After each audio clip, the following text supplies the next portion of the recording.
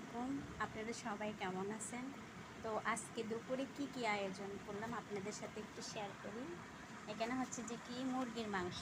এটা হচ্ছে যে কি কক মুরগি আলু দিয়ে হালকা একটু ঝোল করে রান্না করেছি। আর এখানে হচ্ছে আপনার সেচনা পাতা দিয়ে এই মাছ দিয়ে ভর্তা করেছি। তারপরে রান্না করেছি পাটের শাক, অনেকে নারের শাক বলে, অনেকে পাটের শাক বলে, বিচি দিয়ে রান্না করেছি। এরপরে হচ্ছে ঢেঁড়স ভর্তা, অনেকে ভেন্ডি বলে, অনেকে ঢেঁড়স বলে, ঢেঁড়স ভর্তা করেছি। তারপর এখানে করেছি টমেটো দিয়ে ভেট বেগুন দিয়ে ভর্তা করেছি। অনেকে বিটি বেগুন বলে, অনেকে ভেট বেগুন বলে। তো আপনারা কি বেগুন বলেন অবশ্যই কমেন্টে জানাবেন। তো দেখি, তুমি খেয়ে দেখো কেমন হয়েছে। আজকে তোমার পছন্দের সব খাবারে রান্না করেছি। প্রথমে কি খাবে?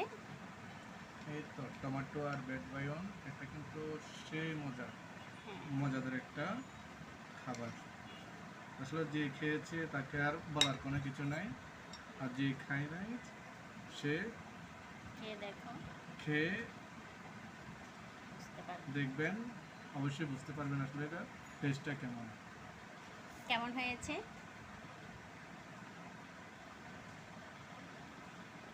অনেক মজা। একদম অসাধারণ। হ্যাঁ, এবার কি নেবে?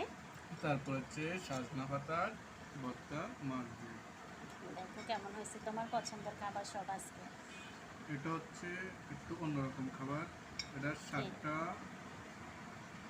এটা এটার স্বাদটা একদম মানে বলার মতো কিছু নাই। এটা আমার বাবা খেয়েছে, আমার দাদা খেয়েছে আমাদের সামনে, ওনাদেরও অনেক পছন্দের ছিল।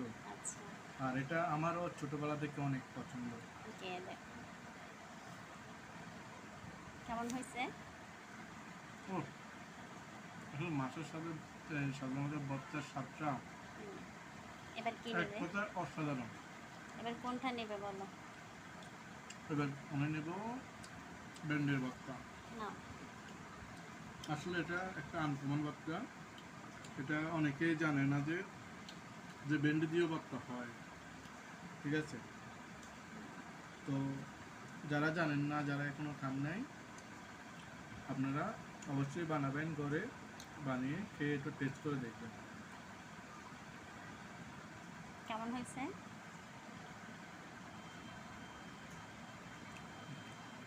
আসলে ভেন্ডির ভর্তার টেস্টটা অন্যান্য ভর্তাদেরকে একটু আলাদা। এখন কি নেবে বলো। এখন